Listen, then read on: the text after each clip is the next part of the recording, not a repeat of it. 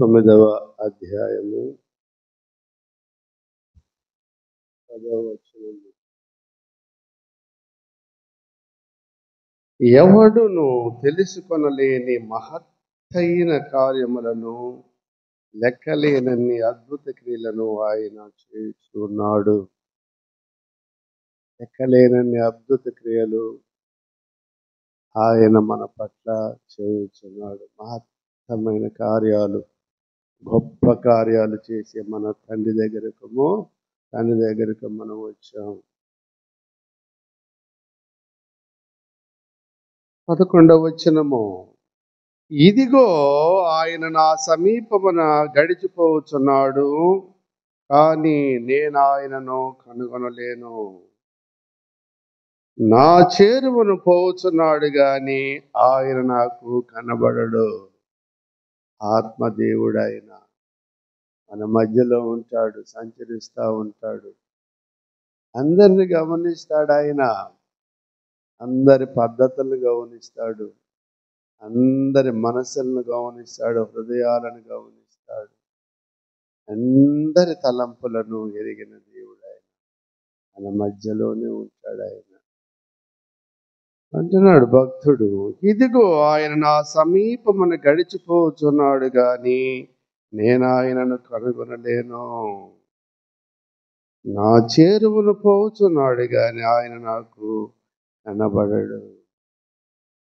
మహత్తమైన కార్యాలు, గొప్ప కార్యాలు చేసే దేవుని దగ్గరకు ఈ ఉదయకాలమున మనము పిలువబడి ఉన్నాము. వచ్చాము, మనం ప్రభు సన్నిధిలోకి వచ్చాము. తర్వాత 8వ వచనము. ఆయన ఒక్కడే ఆకాశ మండలమును విశాలపరచువాడు. ఆయన ఒక్కడే ఆకాశ మండలమును విశాలపరచువాడు. సముద్ర తరంగముల మీద ఆయన నడుచుచున్నాడు. ఆయన ఒక్కడే సముద్ర తరంగముల మీద ఆయన నడుచుచున్నాడు. కనపడుతుందా? మహత్తమైన కార్యాలు చేసే దేవుడు ఆయన.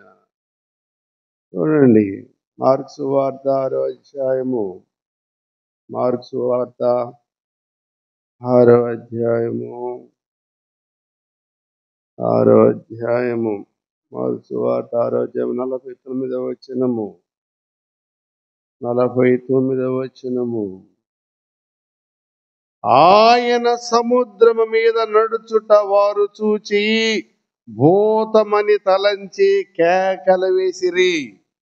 ఎవరైనా? యేసుక్రీస్తు ప్రభు.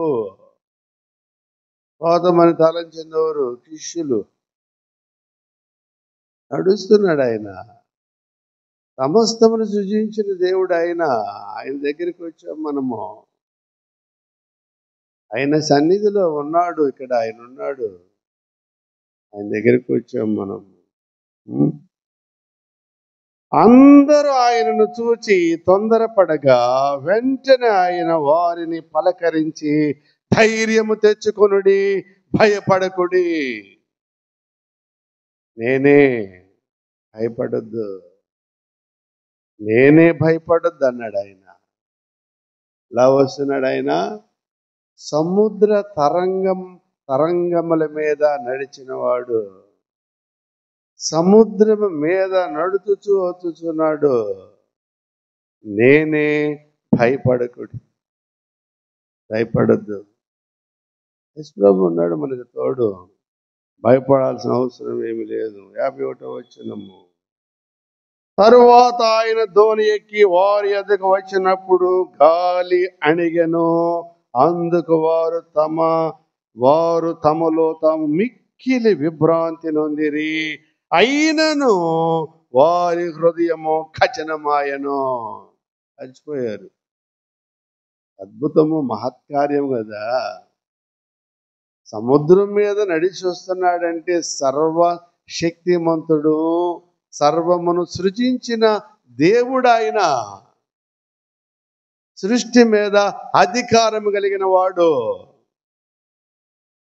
చనిపోయి నడిచి వస్తున్నాడు, సముద్రం మీద నడిచి వస్తున్నాడు. ఆయన పలకరించాడు, ధైర్యంగా ఉండండి, మీరు భయపడద్దు. మహత్కార్యాలు చేసే దేవుడు ఆయన.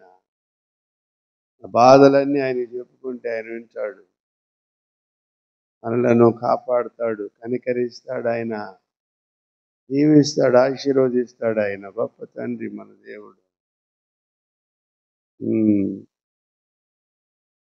యోబు గ్రంథము 4:8. యోబు గ్రంథము 4వ అధ్యాయము 8వ వచనము. నేను చూచినంత వరకు అక్రమమును దున్ని కీడును విత్తువాడు దానినే కోయుదరు. మహత్కార్యాలు చేసే దేవుడు అంటున్నాడు. మన దగ్గర ఉన్నాడు ఆయన. భక్తుడు అంటున్నాడు, నేను చూచినంత మట్టుకు అక్రమమును దున్ని కీడును విత్తువారు ఆ పంటనే కోయుదురు. అక్రమస్తులాగా ఉండకూడదు మనము. కీడును దున్నకూడదు. ఇతరుల మీదకి ఏదో అపాయం తేకూడదు మనము. వాళ్ళు తప్పించుకుంటారు కానీ నువ్వు అపాయంలో పడిపోతావు, గుంటలో పడిపోతావు, ఎగవలేవు నువ్వు. జాగ్రత్త. చెబుతున్నాడు, ప్రభువు చెబుతున్నాడు. ఎవరోళ్ళు చూడండి, మత్తయి సువార్త 3వ అధ్యాయము. మత్తయి సువార్త 3వ అధ్యాయము 5-6 వచనములు.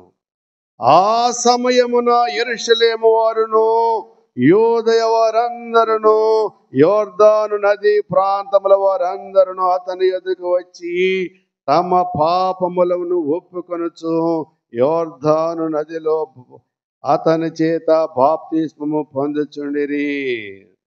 అతడు పరిసయ్యులలోను సద్దూకయ్యులలోను అనేకులు బాప్తిస్మము పొందుట చూచి, సర్ప సంతానమా, రాబోవు ఉగ్రతను తప్పించుకొనుటకు మీకు బుద్ధి చెప్పిన వాడెవడు?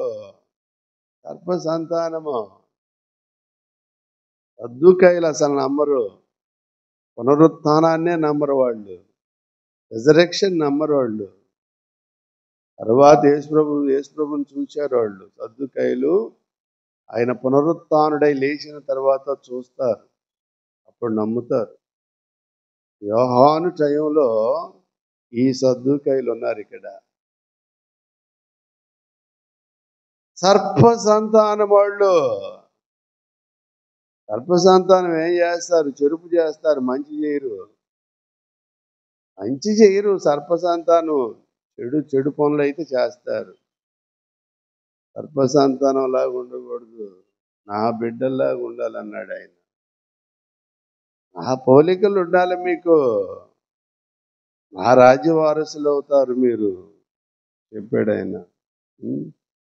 12వ అధ్యాయము మత్తయి సువార్త 12వ అధ్యాయము 20వ వచనము. 12వ అధ్యాయము 20వ వచనము. మా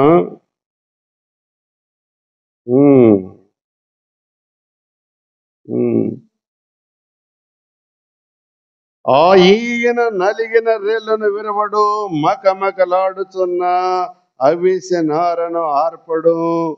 ఈయన నామమందు అన్యజనులు నిరీక్షించెదరును. అదే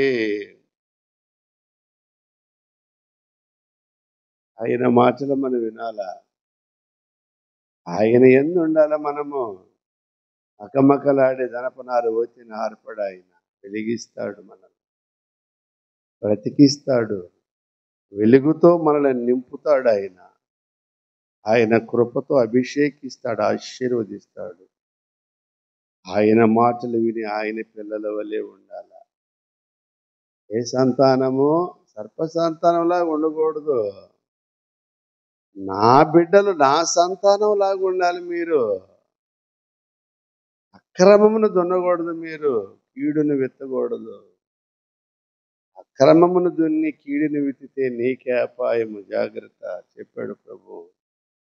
5వ అధ్యాయము 44, మత్తయి సువార్త 5వ అధ్యాయము 44. నేను తండ్రికి కుమారులై ఉండును, నేను మీతో చెప్పున్నది ఏమనగా, మీరు పరలోకమందున్న మీ తండ్రికి కుమారులై ఉండునట్లు మీ శత్రువులను ప్రేమించుడి, మిమ్మును హింసించు వారి కొరకు ప్రార్థన చేయుడి. తర్వాత ఏమన్నాడు ఆయన చెడ్డవారి మీదనో మంచివారి మీదనో తన సూర్యుని ఉదయింపజేసి నీతిమంతుల మీదనో అనీతిమంతుల మీదనో వర్షము కురిపించుచున్నాడు. జాలి పడుతున్నాడు మన మీద, నీతిమంతుల మీద అనీతిమంతుల మీద వర్షాన్ని కురిపిస్తున్నాడు. హార్మోన్స్ పొందమని జాలి పడుతున్నాడు. అర్థమైందా? ఆయన దయ, ఆయన జాలి, ఆయన కనికరము ఉదయకాలమున మనకి ఇవ్వబడేంత వరకు మనం బ్రతుకున్నాం. నీతిమంతుల మీదనో అనీతిమంతుల మీదనో, వాళ్ళ మీద కూడా ఉంది. ఎందుకుంది? ఆయన కనికరము కలిగిన దేవుడు, ఆయన మహత్కార్యాలు చేసే దేవుడు, ఓర్పు పడతాడు, ఆయన ఓపిక కలిగి ఉంటాడు, నిరీక్షించుంటాడు, నీ చేరువనే ఉన్నాడు, కానీ కనుగొనలేకపోతున్నావు నువ్వు. ఏబు భక్తుడు అంటున్నాడు, ఆయన నా చేరువనే ఉన్నాడు, ఆయన నాకు కనబడ్డాడు. తన దగ్గరే ఉంటాడు. ఆయన ఆత్మదేవుడు, ఆయన గాలిలో నుండి వచ్చి, సుడిగాలిలో నుండి వచ్చి ఏబుతో మాట్లాడిన దేవుడు ఆయన. సముద్రం మీద నడిచి వచ్చుచున్న దేవుడు ఆయన. ఆయనకు మరుగై ఉన్నది ఏమీ లేదు. ఆయనకు మరుగై ఉన్నది ఏమి లేదు. మహత్కార్యములు చేయగలిగిన శక్తిమంతుడు ఆయన. ఆయన యందు ఉన్నాం మనం. భయపడకము, ధైర్యముగా ఉండుడి. శిష్యులతో చెప్పాడు కదా, భూతం అన్నారు. ధైర్యము ఉండుడి. ధైర్యం ఉండాలి మనకి. ధైర్యం లేకపోతే పిరికి వాళ్ళు అయిపోతారు. పిరికోళ్ళు అయితే నరకం లేచేస్తాడు దేవుడు. తెలుసా మీకు? పిరికోళ్ళు అయిపోతే నరకంలో పడతారు. చూడండి, ప్రకటన గ్రంథము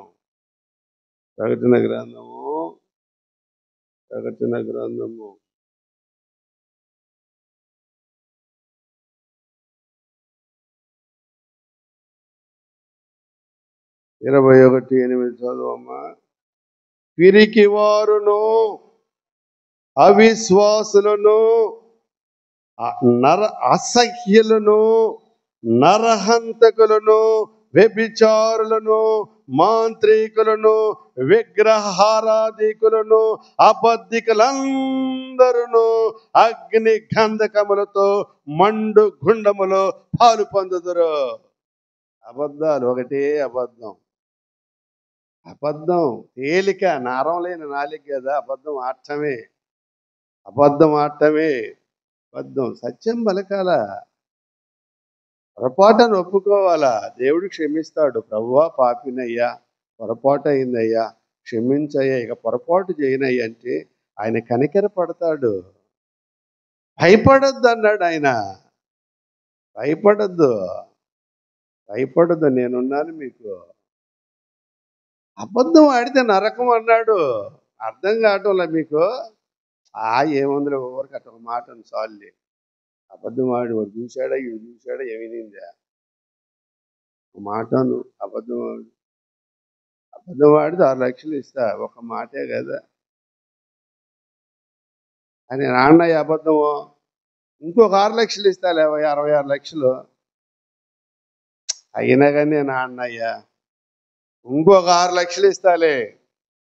అప్పుడు ఒప్పుకున్నాడు వాడు. 666 ముద్రాంతులు వేసేసాడు. 666 లక్షలు ఇచ్చేసాడు. అబద్ధం ఆడాడు, నరకానికి పోయాడు. అది అర్థమైందా? అబద్ధము చెడ్డదననిది. అబద్ధం ఆడినా కానీ డబ్బులు వస్తాయి. చెడ్డదననిది, మంచిదననిది, 2 ధననిధులు ఉన్నాయి. 2 ధననిధులు, మంచిదననిది యేసుక్రీస్తు ప్రభువుకు సాదృశ్యము, చెడ్డదననిది సాతానుడికి సాదృశ్యం. అర్థమైందా? అబద్ధం అన్నాడుగా ఇక్కడ. అన్నాడా? కనపడుతుందా? చూడండి. పిరికి వాళ్ళు, పిరికితనం ఉండకూడదు నీకు. భయపడొద్దు అన్నాడు యేసు ప్రభు చెప్పాడు. భయం ఎందుకు నీకు?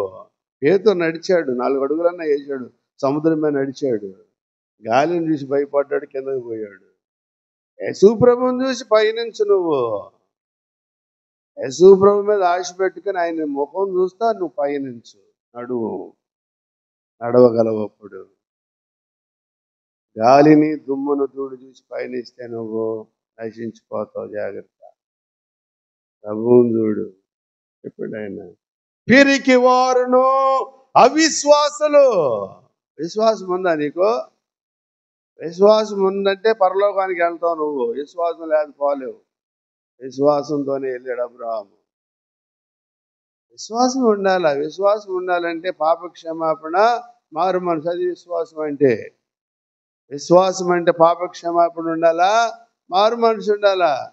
వరకు వచ్చేటట్టు అనుకోవటం, ఆంధ్ర పోవటం కాదు. పని టైం అవుతుందని ఓ పనికి పో, ఇట రెండా. అటు ఇటుగా ఉండకూడదు, నరకంలో పడిపోతావు నువ్వు. జాగ్రత్త. విశ్వాసం ఉండాలా. విశ్వాసం ఉండాలంటే నువ్వు ప్రభువులో జీవించి మృతి చెందాలా. అంతకుముందు వాక్యం చెప్పాను నేను ఇదే మాట. అంతకుముందు వారంగా ఆ వారంలో చెప్పాను. యేసు క్రీస్తులోనే జీవించాలా, యేసు క్రీస్తులోనే మరణించాలా, యేసు క్రీస్తులోనే తిరిగి లేపబడాల మనం. అది విశ్వాసం అంటే. పిరికి వారును అవిశ్వాసులను, అసహ్యులను, నరహంతకులను, వ్యభిచారులను, మాంత్రికులను, విగ్రహారాధికులను, అబద్ధికులందరూ అగ్ని గంధకములతో మండు గుండములో పాలు పొందుదురు. ఇది 2వ మరణము. ఒకసారి మరణిస్తాం, మరలాడ మరణం అన్నమాట. తీర్పులోకి వెళ్ళినంత తీర్పు తీరుస్తాడు. తీర్పు తీరిన తర్వాత అగ్నిగుండంలో ఏమంటాడు? చనిపోతాం, లేపుతాడు దేవుడు. పునరుత్థానం లేపుతాడు. తీర్పు ఉంటుంది, జడ్జిమెంట్ ఉంటుంది. తీర్పులోకి వెళ్ళామనుకో అగ్నిగుండంలో వేసేస్తాడు. అబద్ధం కాదు, అబద్ధికులు అన్నారు. అబద్ధికులతో సహా మొత్తాన్ని వేసేస్తాడు. జాగ్రత్త. చెప్పాడు ప్రభు, ముందుగా చెబుతున్నాడు. మత్తయి సువార్త 12వ అధ్యాయము. మత్తయి సువార్త 12వ అధ్యాయము 32, 33, 12, 32, 33 వచనాలు. 32, 33.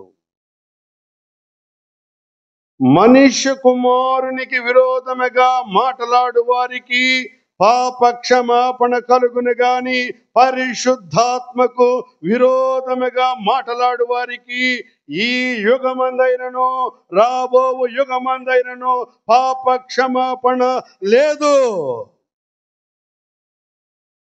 విరోధంగా మాట్లాడలా. ఏబు భక్తుడు అన్నాడు, ఆయన నా చేరువనే పోవచ్చున్నాడు, ఆయన నేను. పరిశుద్ధాత్ముడు ఉంటాడు, దేవుడు ఆయన కనుగోవాల మనం. ఆత్మదేవుడైన తండ్రి, కుమారుడు, పరిశుద్ధాత్ముడు త్రిత్వము ఏకరీతిగా ఉన్నాడు. వ్యతిరేకంగా మాట్లాడకూడదు. మనిషి కుమారుడికి వ్యతిరేకంగా పాపక్షమాపణ ఉంటుంది, కానీ పరిశుద్ధాత్ముడికి వ్యతిరేకంగా మాట్లాడితే పాపక్షమాపణ లేదు. ఇక డైరెక్ట్ అగ్నిగుండం లేచేస్తాడు. ఇంకేం తీర్పు ఏమి ఉండదు. ఇక డైరెక్ట్గా వేసేస్తాడు, అగ్నిలో ఆహుతైపోతాడు. జాగ్రత్త. చెప్పాడు ఆయన. 33వ వచనము.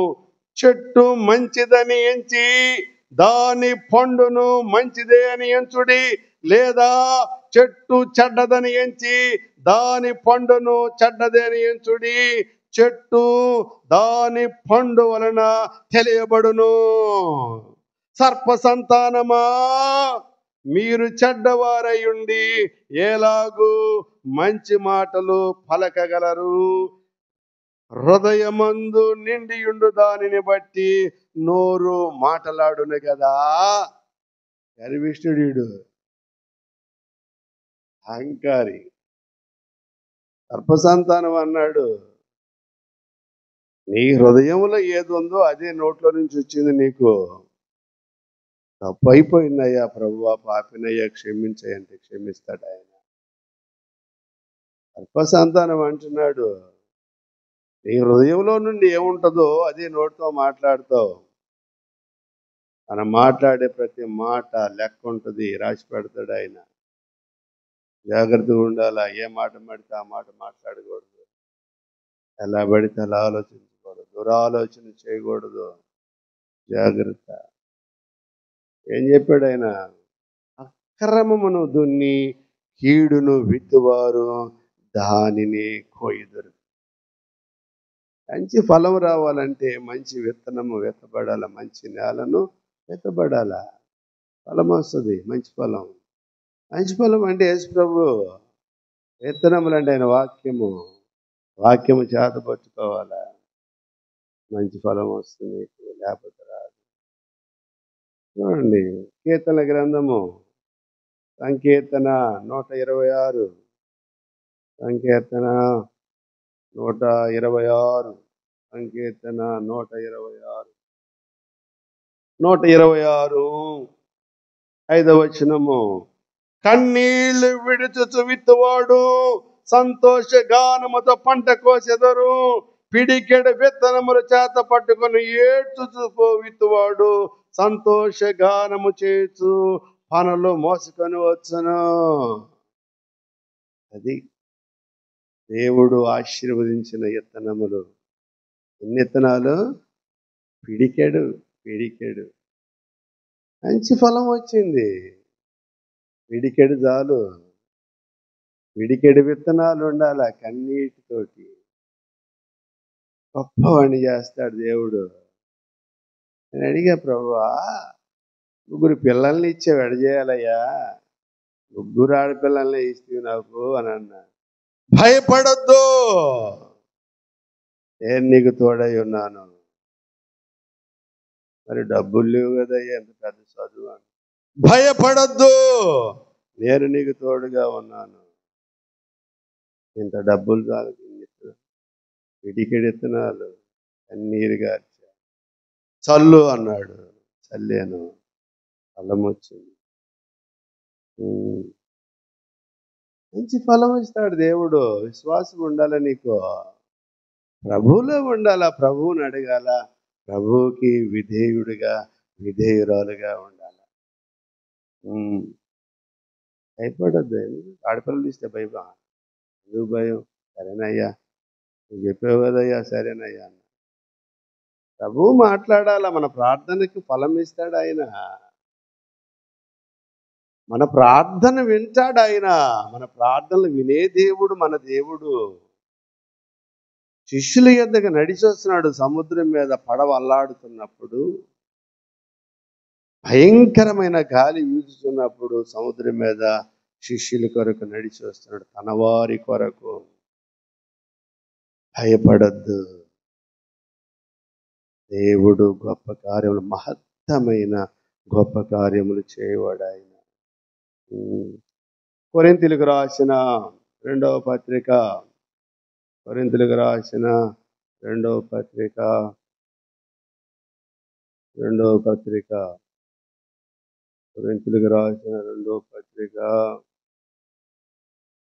4వ అధ్యాయము 8-9 వచనాలు.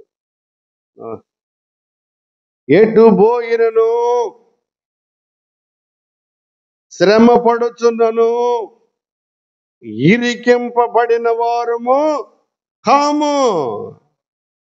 అపాయములో నున్నను, కేవలము ఉపాయము లేని వారము కాము. తరమబడుచున్నను, దిక్కులేని వారము కాము. పడద్రోయబడినను, నశించు వారము కాము.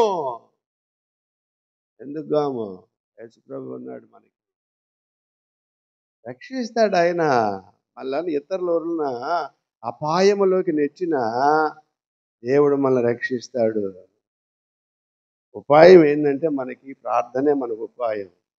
ప్రభువా, ఈ దుర్మార్గుడు ఇట్లా చేశాడు, ఈ దుర్మార్గురాలు నన్ను ఇట్లా చేసిందయ్యా, నేను ఇట్లా గుంటలోకి నెట్టిందయ్యా, రక్షించండి. రక్షిస్తాడు ఆయన. ఉపాయం అది. ఉపాయం అంటే యేసు ప్రభువే ఉపాయం మనకి. ఆయన ప్రార్థనే నీకు గుర్తుకు రావాలా నీవు అపాయములో ఉన్నప్పుడు. అప్పుడు ఆయన నీ పక్కనే ఉంటాడు. ప్రభువును తలంచాలను వెంటనే. అపాయములో ఉన్నవయ్యా, రండి రండి రండి రక్షించు. ప్రభువు రావాల మొట్టమొదట. ప్రభువా రక్షించు. ఆయన పంపుతాడు మనుషుల్ని, బయటికి తీయండి అని. ఏం చెప్పాడు ఆయన? ఏం చెప్పాడు? ఎటు పోయినను, శ్రమ పడుచున్నను, ఇరికింపబడు వారము కాము. అపాయములో నున్నను, కేవలము ఉపాయము లేని వారము కాము. నా ఉపాయం ఏంది? నా ఉపాయం ఏంది? బలహీనుడిని నేను. యేసు ప్రభువే నాకు ఉపాయం. ఆయనే నా శక్తి, ఆయనే నా బలము, ఆయనే నాకు విలువ, ఆయనే నాకు గౌరవం, ఆయనే నాకు కొండ, ఆయనే నా కోట, ఆయనే నా ఆశ్రయదుర్గము, ఆయనే నాకు మహిమ, ఆయనే నాకు రాజ్యము. అది నా ఉపాయం. అర్థమవుతుందా? యేసు ప్రభువులో ఉండాలా మనము. అప్పుడు మనలో ఉన్న పడద్రోషిని ఇరుక్కో. ఆయన ఉంటాడు మన పక్కన. ఆమాను ఏం చేశాడు? ఆమాను మొర్దెకైకి ఉరుకొయ్య తయారు చేశాడు. ఆ ఉరుకొయ్య మీద ఏం చేశాడు దేవుడు? అదే హామాను ఉరిదీపించాడు. అర్థమైందా? యేసేపుని ఏం చేశారు?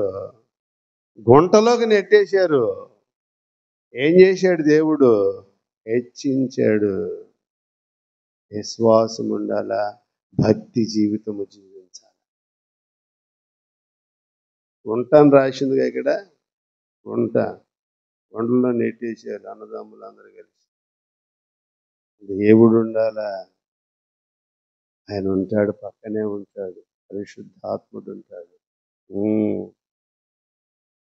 చూడండి 5వ అధ్యాయము, కొరింథీయులకు రాసిన 2వ పత్రిక 5వ అధ్యాయము 8-9 వచనములు. ఇట్లు ధైర్యము కలిగి ఈ దేహమును విడిచిపెట్టి ప్రభువునొద్ద నివసించుటకు ఇష్టపడుచున్నాము. ఇష్టముందా నీకు? ప్రభు దగ్గర ఉండాలని ఇష్టం ఉందా? నాకుంది ఇష్టము. నీకుందా? ఇష్టం ఉండాలా? Right, very good. యేసు ప్రభు దగ్గర ఉండాలా? ఇష్టపడాలా? ప్రభు దగ్గర నువ్వు ఉండాలని ఇష్టపడితే మారు మనసు ఉండాలా? పరిశుద్ధురాలుగా చేస్తాడు నిన్ను, పరిశుద్ధుడిగా చేస్తాడు నిన్ను. కావున దేహమందున్నను, దేహమును విడిచినను ఆయనకి ఇష్టలమై ఉండవలనని మిగుల అపేక్షించుచున్నాము. మిగుల అపేక్షించుచున్నాము. ఇష్టలుగా ఉండాలా, అయిష్టముగా ఉండకూడదు. నువ్వు దేవునికి ఇష్టలుగా, ఇష్టరాలుగా ఉండాలి. ఇష్టడిగా, ఇష్టరాలుగా ఉండాలా. ప్రభువు చెప్పకుండా చేస్తే ఫలించవు నువ్వు. నా ఇష్టం అంటే నీ ఇష్టం లాగానే ఉంటుంది. దేవుని ఇష్ట ప్రకారంగా చెయ్యి, దీవింపబడతావు. దేవుని ఇష్ట ప్రకారంగా నడు, ఆశీర్వదింపబడతావు. దేవునికి ఇష్టం వచ్చినట్లుగా బ్రతుకు, పునరుత్థానమందు నీకు పరలోకములో స్థానం ఉంటుంది. ఆయన సన్నిధిలో ఉంటాం మనం. ఆయనకి ఇష్టలుగా ఉండాలి. ఏం చెప్తున్నాడు ఆయన? మిగుల అపేక్షించుచున్నాము. ఎందుకనగా తాను జరిగించిన క్రియల చొప్పున అవి మంచివైనను సరే చెడ్డవైనను సరే దేహముతో జరిగించిన వాటి ఫలమును ప్రతివాడును పొందినట్లు మనమందరమును క్రీస్తు న్యాయపీఠము ఎదుట ప్రత్యక్షము కావలెను. అందరు నుంచోవాల్సిందే. మంచి చేసినా చెడ్డ చేసినా తీర్పు ఉంటుంది అక్కడ. ఎంత మంచి చేసావు, ఎంత చెడు చేసావు. ఏం చేశాడు ఆదాము? మంచి చెడ్డలో తెలుపు పండును, మంచి ఎంత ఉందో చెడ్డ ఉందో నీకు తెలియదు, ఆంతును కోసుకున్నాడు తిన్నాడు. మంచి ఎంత పర్సెంట్ ఉందో నీకు తెలియదు, చెడ్డ ఎంత పర్సెంట్ ఉందో నీకు తెలియదు. మంచి చెడులు ఫలము అన్నాడు, అది తిన్నాడు. తిన్న ఏమైపోయాడు? చనిపోయాడు. జాగ్రత్తగా ఉండాలి. ఎస్లో మాటలంటే అద్భుతమైన మాటలు, ఆయన కృపగలిగిన మాటలు, మహత్కార్యములు, మహత్తైన మాటలు, ఆయన మాటలు రమ్యమైన మాటలు, దయగలిగిన మాటలు, బంగారపు మాటలు, ఆయన మాటలు. శివాధిపతి సముద్రం మీద నడిచి వచ్చినాడు తన వారి కొరకు. దయగలిగిన ప్రభు ఆయన. తప్పించుకోవాలి. తీర్పు తప్పించుకుంటే పరలోకంలో ఉంటాం మనం, తీర్పులోకి వెళ్ళకూడదు. చూడండి, ఆయన అంటున్నాడు, ఏమంటున్నాడు? దేవునికి ఆయనకి ఇష్టలమై ఉండవలనని మిగులు అపేక్షించుచున్నాము. మనము దేవునికి ఇష్టలుగా ఉంటే పరలోక రాజ్యంలో ఉంటాము. ఎబ్రిలకు రాసిన పత్రిక 11వ అధ్యాయము 11-15 చదువమ్మా. వారు ఏ దేశము నుండి వచ్చిరో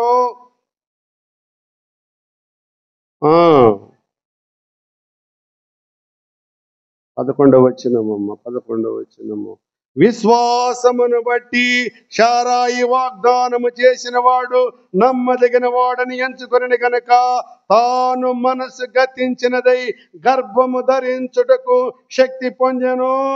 అందుచేత మృతతుల్యుడైన ఆ యువకుల నుండి సంఖ్యకు ఆకాశ నక్షత్రముల వలెను సముద్ర మందలి లెక్కింప శక్యము కాని ఇసుక వలెను సంతానము కలిగెను. విశ్వాసమును బట్టి. తర్వాత హానోకు జీవితం చూసావమ్మా. హానోకు ఎలా ఉన్నాడు? దేవునికి విశ్వాసమును బట్టి హానోకు మరణము చూడకుండకపోవును, దేవునికి ఇష్టుడై ఉండనని సాక్ష్యము పొందెను. విశ్వాసము ఉండాలా? దేవునికి ఇష్టడుగా ఉండాలా? హానోకు దేవునికి ఇష్టడుగా ఉన్నాడు కదా, ఉన్నాడా లేదా? ఎక్కడున్నాడు హానోకు? పరలోకంలో ఉన్నాడు, దేవునితో నడిచాడు. ఆయన తీసుకొని పోయాడు. హానోకు ఒకడు, ఏలియా ఒకడు, ఇద్దరు మరణం చూడకుండా వెళ్ళిపోయాడు. ఏలియా అగ్ని రథాల మధ్య కొనుక్కోబడ్డాడు, హానోకు కూడా కొనుక్కోబడినాడు. విశ్వాసమును బట్టి హానోకు మరణము చూడకుండానట్లు కొనిపోబడను. అతడు కొనిపోబడక మునుపు దేవునికి ఇష్టుడై ఉండనని సాక్ష్యము పొందెను. మనం నేర్చుకోవాల్సిన, ప్రభువుకి ఇష్టలుగా జీవించాలా. మంచి ఫలం ఇస్తాడు ఆయన, మంచి బహుమానం ఇస్తాడు. చూశారు కదా, వంటలో దోషేశారు, యేసేపును ఆశీర్వదించాడు. రాజు తర్వాత రాజు స్థానంలో పెట్టాడు యేసేపును. అంగ నమస్కారం చేశారు యేసేపుకి.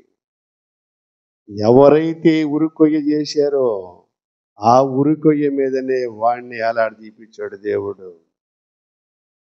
హామాను మొర్దెకై కొరకు ఉరికొయ్య చేయించాడు. ఆ ఉరికొయ్య మీదనే హామాను ఉరిదీయబడ్డాడు.